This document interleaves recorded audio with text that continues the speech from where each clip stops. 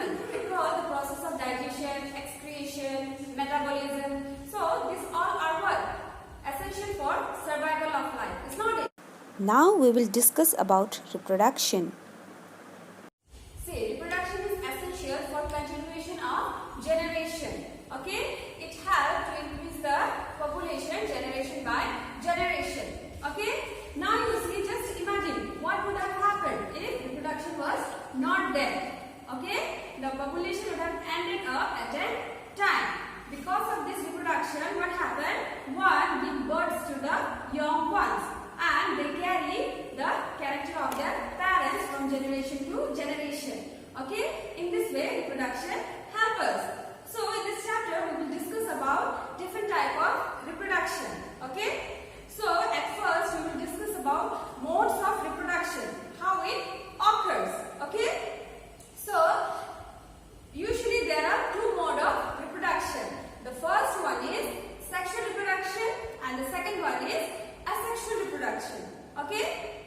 Did you remember in class 7 we studied about reproduction in plant? It's not it. In plant what they had male reproductive part and female reproductive part. Okay, suppose we will take an example of China rose, hibiscus. Okay, what happens here? Hibiscus is a bisexual plant. It's not it. It has both male reproductive part, that is stamen. Okay, antherate filament is there in male reproductive part. On the other hand, they have female reproductive part, that is pistil. Okay, in plant also reproduction takes place. Okay, like in plant, in animal also reproduction takes place. Animal also have male reproductive parts and female reproductive parts, which releases gametes, and these gametes fuse together to form what? A zygote. This zygote then grows and transforms into an individual. This type of reproduction beginning from the fusion of male and female gamete is called what? Sexual reproduction. Okay. Now let us discuss about the reproductive parts that are found in human. Okay. So students, now we will discuss about male reproductive system. Okay. A male reproductive system includes a pair of testes, two sperm duct and a penis. Okay. This testis produces male gametes called sperm. So what happened? This testis produces million of sperm. These sperm are unicellular, made up of single cell. Okay. And they are very small in size. Okay. You can see in the diagram the microscopic structure of a sperm. Whether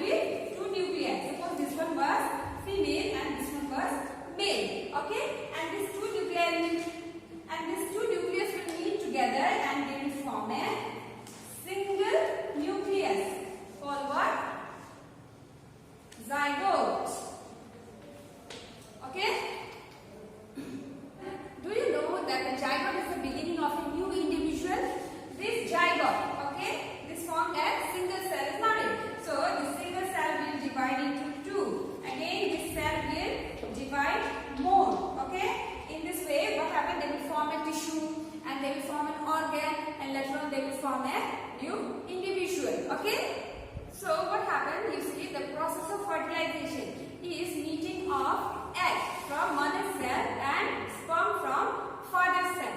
Okay. So what happened? You see, the new individual which will form this zygote. Okay. Suppose this zygote, it will carry the characters of both mother and father. Okay. So sometimes what happened? You may find the resemblance of character in your small brother or sister or in yourself also. Okay. What happened? You may find the character that are similar with your, some character are similar with your mummy or some character are similar with your papa. Okay. Now you see what happened. The fertilization which takes place inside the body are called what? Internal fertilization. Okay, we will discuss about it. And the fertilization which takes place outside the body. In some animal, what happened? The fertilization takes place outside the body. These are called what? External fertilization. Okay. Now, what happened? You see in cow, goat, what happened? They give birth to their young ones. It's not it. What happened? The fertilization is internal. Okay. The growth of the baby takes place inside the mother's body. Now, we will discuss about an example of external fertilization. Okay. In frogs, what happened? Do you know? In spring season, what happened? The frogs lays large number of eggs. Okay. They lay their egg in a cluster together. And what happened? It is covered by a layer of jelly so that it do not break. Okay. Now what happened? The male frog will come and release sperm here. Okay. And what happened? Each sperm will fuse with each egg. Okay. And later on what happened? The egg hatches and tadpoles comes out. So this all the process happens outside the body. It's not it in a pod. Okay. The fertilization which takes place outside the body is called what? External fertilization. So this external fertilization is very common in aquatic animals. Okay. Like fish, frogs. Development of embryo. You see, fertilization. In fertilization, what we have seen after fertilization, after fusion of male and female gametes, zygote was formed. Is not it? So what happened? This zygote will divide into more cells. Okay? So they will form a ball-like structure.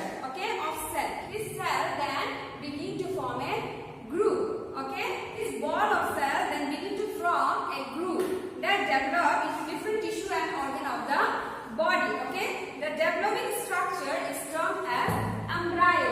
Now what happened? This cell will divide and they will form a groove, and later on that groove will form a tissue which will transform into an organ, and the developing structure is called what?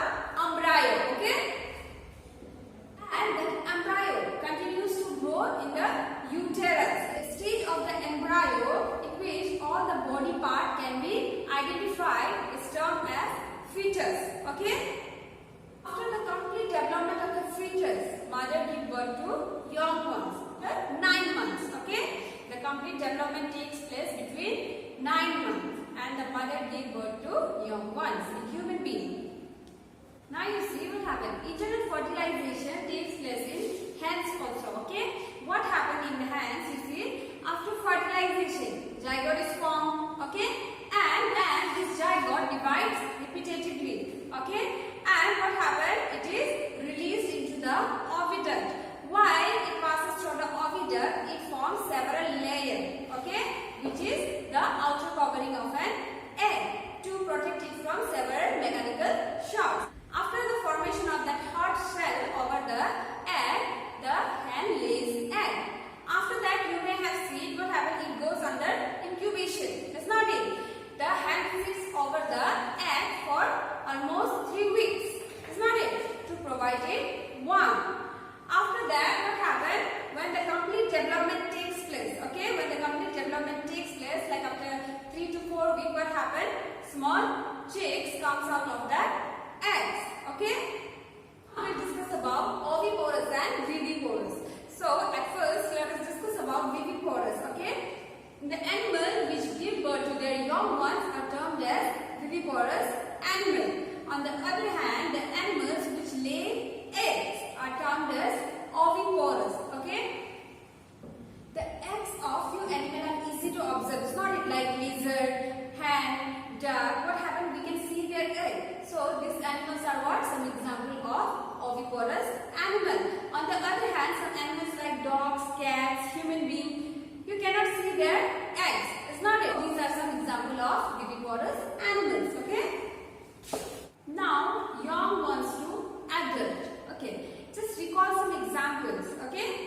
young ones of silkworm, how they look and how the adult look. It is totally different. You see in the board the life cycle of silkworm. What happened? The young ones are totally different from their parents. Is not it?